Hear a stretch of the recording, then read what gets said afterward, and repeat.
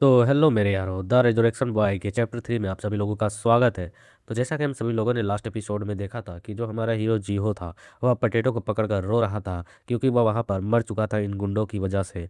और वह गुस्से में कह रहा था कि मैं इन सभी को यहाँ पर बिल्कुल भी जिंदा नहीं छोड़ूंगा। कमीनो, जल्दी बताओ आखिरकार तुम लोगों ने हेजी को कहाँ लेकर रखा है। और इस एपिसोड की शुरुआत में हमें एक साइड एरिया के कुछ हाउसेस को दिखाया जाता है जहाँ के बाहर उन्हीं गुंडों के कार्स खड़े होते हैं। और फिर हम देखते हैं हेजी को, जिसके सर पर उन लोगों ने कपड़ा डाल रखा होता है। तो उस कपड़े को जैसे हेजी निकालती है और कहती है, आखिरकार तुम लोग हो कौन, मुझे यहाँ पर क्यों लेकर आए हो। और वह जब इधर उधर देखकर स्थिति को समझ रही होती है तो उसके सामने कई सारे गुंडे लंबे चौड़े हट्टे कट्टे खड़े होते हैं। और उन्हें देखने के साथ यह डर जाती है और कहती है, ये कौन सी जगह है, आखिरकार मैं कहाँ हूँ। और उसकी नज़र एक और पड़ती है तो जहाँ पर हम देखते हैं कुछ 3 बंदों को जो एक बॉडी के लाश को काट छाट रहे होते हैं, उसके कुछ बॉडी पार्ट्स निकाल रहे होते हैं। और इस तरीके के सीन को देखकर उसकी और हालत ख़राब हो जाती है। और एक गुंडा उसके बालों को पकड़ते हुए कहता है कि अरे यार, तुम कितनी छोटी हो और फिर भी इतना ज़्यादा यहाँ शोर मचा रही हो। और हमें दिखाया जाता है इस गुंडे को जो एक हरामी सा दिख रहा होता है। और वह कह रहा होता है कि क्या तुम्हारे पास एक से ज़्यादा लाइफ है, तुम यह सोच रही हो, अगर ज़्यादा नाटक की तो यहीं पर टपका दूंगा। और वह फोटो दिखा रहा होता है जिसमें हमारे बंदे हेजी की होती है। बट इसके फोटो के पोस्टर में लिखा होता है द टेस्ट सब्जेक्ट नंबर 10,101। मतलब कि इसके जैसे बंदे पहले से ही 10,000 पड़े हुए हैं, मतलब स्पेशल पावर वाले, उन पर एक्सपेरिमेंट ये कर चुके हैं, अब ये इतने नंबर पे है। और फिर वह कह रहा होता है कि अगर तुमको यहाँ पर किसी को गलती ठहरानी है, दोष देना ही है कि तुम इस स्थिति में क्यों पहुंची हो, तो इस कंकाल वाले हरामी को दोष दो। इसी के चक्कर में तुम यहाँ पर इस मुसीबत में पड़ चुकी हो। फिर वह हेजी के और भी बालों को जोर से टानते हुए और अपने सामने लाते हुए कहता है कि इस कमीने संकी कंकाल के चक्कर में अगर तुम यहाँ पर कुछ भी ज़्यादा करने की कोशिश करती हो, शोरगुल करती हो, तो तुम्हारा मुंह हमेशा के लिए बंद करना हमें आता है। इसलिए शांति से कोने में पड़ी रहो और यहाँ पर कुछ भी ज़्यादा शोरगुल मत करो, वरना यहाँ पर अगर एक और लाश बिछा दी जाए, कोई एक और बंदा मर जाता है, तो इस जगह पर किसी को भी कोई प्रभाव नहीं पड़ने वाला है और किसी को कोई फर्क भी नहीं पड़ेगा। तभी इस बंदे के मोबाइल में रिंग्स होती है। तो वह उस फोन को उठाकर कहता है कि व्हाट, आखिरकार क्या हुआ, क्या तुम लोग यहाँ पर अभी तक वापस क्यों नहीं आए हो, फोन पर क्या बकवास कर रहा है बे। और हम देखते उधर फोन से आवाज़ आ रही होती, यहाँ पर कुछ कुत्ते, कुछ कमीने कुछ इस तरीके से आए और उन कुत्तों ने बारी बारी से ऐसा किया वैसा किया। तो यहाँ पर ये बॉस कर रहा होता है, क्या एक कंकाल इंसान इंसान में बदल गया, क्या कर रहे हो, क्लियरली कहो, आखिरकार तुम लोग क्या बकवास कर रहे हो, सही तरीके से बताओ कमीने, आखिरकार क्या कर रहे हो, क्या कुत्ता क्या इंसान।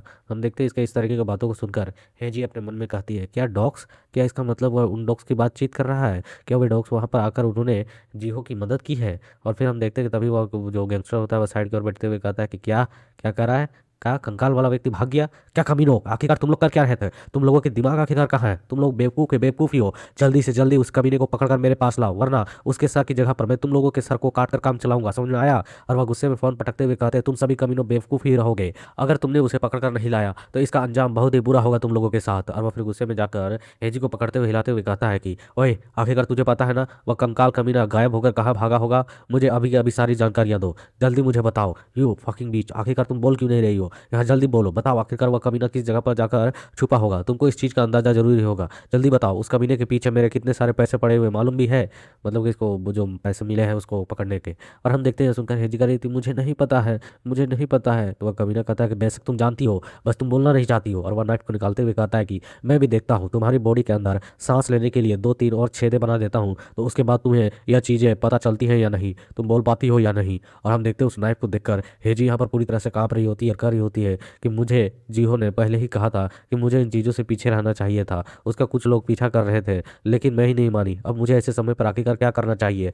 और वह गैंगस्टर जैसे ही इसके बॉडी पर कट मारने जा रहा होता है तभी स्विंग से इसके बगल से होते हुए एक बंदा गुजरता है और धाम से जमीन पर गिरता है। तो सभी बंदों का नज़र उसी ओर पड़ता है कि आखिरकार एक बंदा यहाँ पर गिरा कैसे। और हमें दिखाया जाता है इनके इस सेफ हाउस के गेट के पास जो जीहो होता है वह पहुंच चुका होता है। उसे देखने के साथ ही इस बंदे के भी मन में चलता है, आखिरकार ये कौन बंदा है। और वहाँ आवाज़ आती है, ओए आखिरकार इस बच्चे के साथ क्या दिक्कत है, यह बच्चा यहाँ पर क्या कर रहा है। और एक गैंगस्टर बढ़ते हुए अपने वेपन को लेकर कराता है, अबे ओए तू इस जगह पर क्या कर रहा है, तुम्हारी शक्ल देख कर तो ऐसा लगता है तू कहीं का भिखारी है, क्या तुझे भीख चाहिए। और हम देखते हैं यहाँ पर यह बंदा इतना ही बोल रहा होता है तभी यहाँ पर जीहो तुरंत ही इसका गर्दन को पकड़ता है और मड़ोड़ने लगता है, दबाने लगता है, इतना प्रेशर दबाता है कि उस बंदे के मुंह से झाग निकलने लगते हैं, गर्दन से खून निकलने लगती है। और वह बंदा कर रहा था, तुम थोड़ी थोड़ी ज्यादा ही ताकत लगा रहे हो, इतना ताकत। और हम देखते हैं यहाँ पर जीहो को जो कि यहाँ पर गुस्से में डार्क मोड में चला गया होता है और कह रहा होता है कि तुम लोग, तुम कमीनों की वजह से मेरे ऑल डॉग्स आर डेड, मेरे सारे कुत्ते मारे गए हैं। मैं तुम लोगों को यूं ही नहीं जाने दूंगा।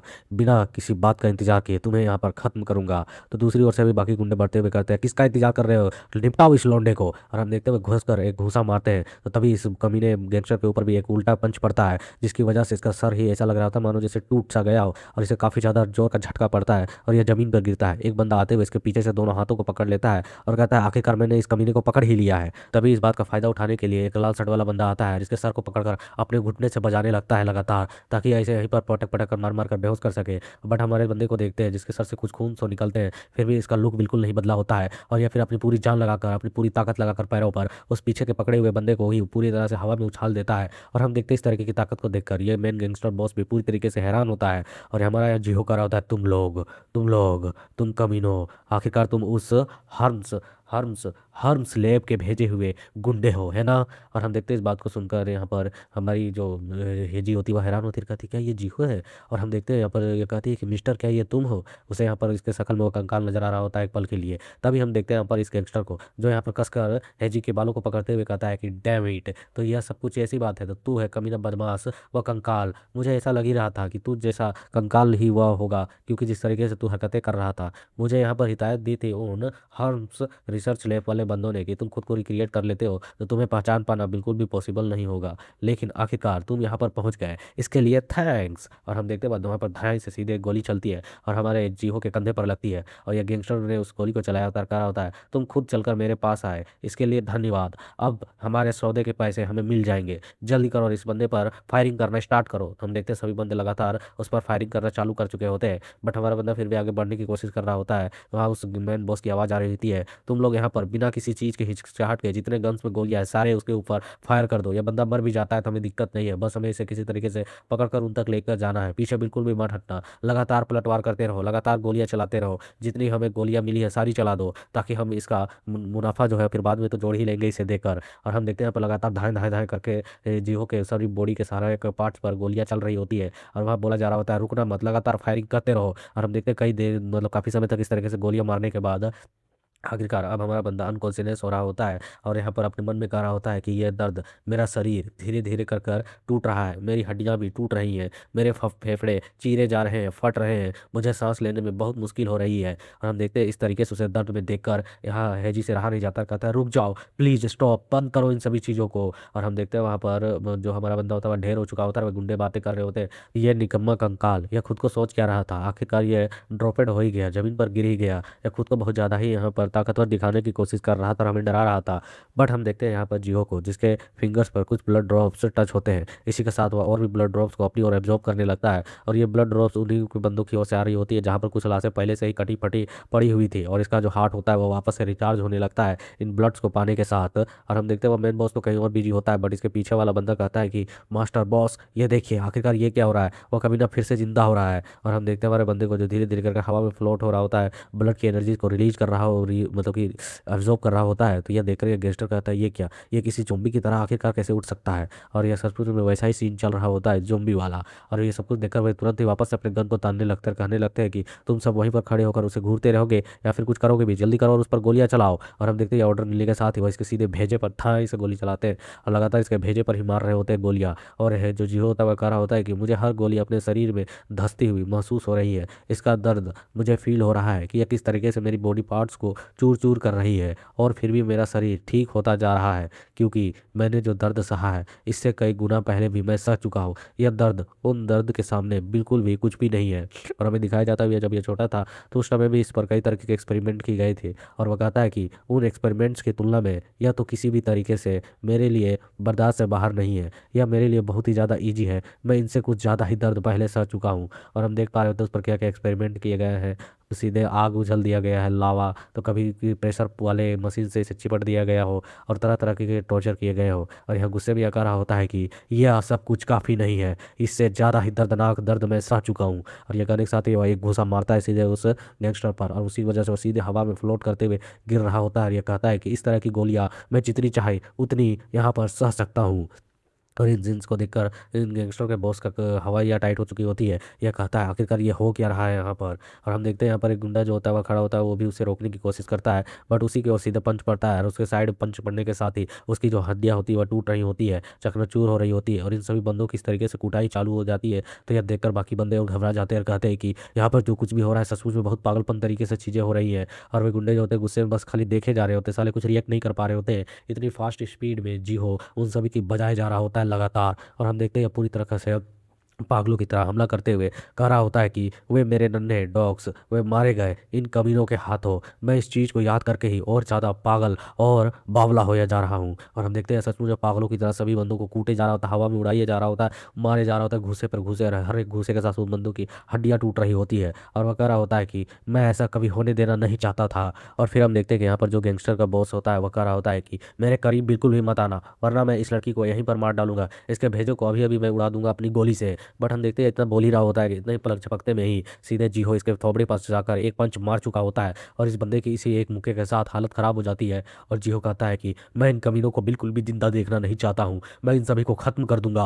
और हम देखते हैं इसके पंचेस की जो पावर होती है वो बहुत ही ज़्यादा तगड़ी होती है। इसकी वजह से पीछे के मेटल के जो उनका कुछ चीज़ें रखे हुए होते हैं उसमें भी क्रैक्स पड़ जाते हैं। और यह देखकर यह गैंगस्टर बॉस कहता है आखिरकार ये चीज़ क्या है, मेरी नाक से खून निकल रही है, रुक जाओ प्लीज़ रुक जाओ, मुझे बख्श दो, मैं यहाँ पर हार मानता हूँ, मैं तुमसे हार मानता हूँ, मैं तुम्हारी हर बात मानूंगा, प्लीज़ यहीं रुक जाओ। बट हम देखते हैं हमारा जीहो करा होता है बहुत देर हो चुकी है, टू लेट। और इसी के साथ एक घस कर पंच, और इसी के साथ इसका सर जो होता है सीधे जमीन पर टकराता है और धंस जाता है, इसके मुंह से खून निकलती है। और हम देखते हैं इसके मुंह में वो फिर से वापस एक और जोरदार पंच। और हम देखते हैं इसी पंच के साथ यहाँ पर एक जोरदार रिएक्शन नजर आता है, मतलब काफ़ी जोरदार हिट पड़ा होता है। और फिर लगातार हेजिस बिना रहम किए उस पर पंचेस बरसाए जा रहा होता है। और लगातार यहाँ पर पंचेस के शॉक वेव से रिलीज हो रही होती है। और इसी के साथ दिखता है कि यहाँ पर जमीन के जो होते हैं टुकड़े हो चुके हैं, जिसके मुंह सूज चुकी होती है। और जो हमारा जीहो होता है उसके हाथ में उसके ब्लड्स लगे हुए होते हैं। और वह फिर रुकते हुए अपने हाथ को ऊपर की ओर उठाता है और उसके दूर से थोड़े से उसके एरिया के सीन दिखाया जाता है जहाँ सभी बंदे ढेर पड़े हुए हैं, किसी के हड्डियाँ, किसी के पैर, किसी के हाथ, सब कुछ टूटी पड़ी पड़ी हुई है और सारे बंदे पड़े हुए हैं। और ये अभी भी गुस्से में सांसें ले रहा होता है, हाँफ रहा होता है। और इसके ऐसी कंडीशन को देखकर एक पल के लिए हेजी भी डर रही होती है और वह कह रही होती है मिस्टर क्या तुम ठीक हो। और हम देखते हैं यहाँ पर धीरे धीरे कर सीधे जी हो इसकी ओर बढ़ता है। तो इसकी ओर अपने इसको अपनी ओर आते हुए देखकर हेजी भी एक पल के लिए घबरा रही होती है और पीछे खसक रही होती है और डर के मारे कांपते हुए कह रही होती है मिस्टर क्या तुम ठीक तो हो ना, तुम्हें इतनी सारी गोलियां लगी, क्या तुम ठीक हो। बट हम देखते हैं यहाँ पर जीहो को जो सीधे जाकर उसे गले लगा लेता है और कहता है कि थैंक गॉड कि तुम ठीक हो, तुम बिल्कुल सही सलामत हो। और हम देखते हैं बच्चे की तरह यहाँ पर फूट फूट कर रोने लगता है और कहता है कि तुम जिंदा हो इसके लिए बहुत बहुत धन्यवाद, मेरे सारे डॉग्स मेरे बच्चे मारे गए और मुझे इस चीज़ का भी डर था कहीं उन लोगों ने तुम्हें भी मार न डाल दिया हो, कहीं हेजी मर ना जाए, इस चीज़ को लेकर मैं बहुत ही ज़्यादा डर गया था, मुझे बहुत ही ज़्यादा चिंता सता रही थी कि तुम सुरक्षित नहीं होगी। लेकिन मुझे यह देखकर बहुत खुशी हुई कि तुम सही सलामत हो, तुम जिंदा हो, इस चीज़ के लिए थैंक्स। तो हम देखते फिर ऐसे इसके ऐसे रिएक्शन को देखकर हेजी भी समझ जाती है और कहती है कि थैंक्स मी, मुझे तुम्हारा धन्यवाद करना चाहिए ना कि तुम्हें मेरा, तुमने मेरी जाकर यहाँ पर जान बचाई है उसके लिए बहुत बहुत शुक्रिया। और इसके इन्हीं प्रेम मिलाव वाला सीन के साथ यहाँ पर ये छोटा सा चैप्टर कंप्लीट होता है। सो फटाफट 100 लाइक्स कर देना, सब्सक्राइब कर देना, कमेंट कर देना एंड अपना सपोर्ट देना मेरे न्यू चैप्टर को जल्द से जल्द देखने के लिए।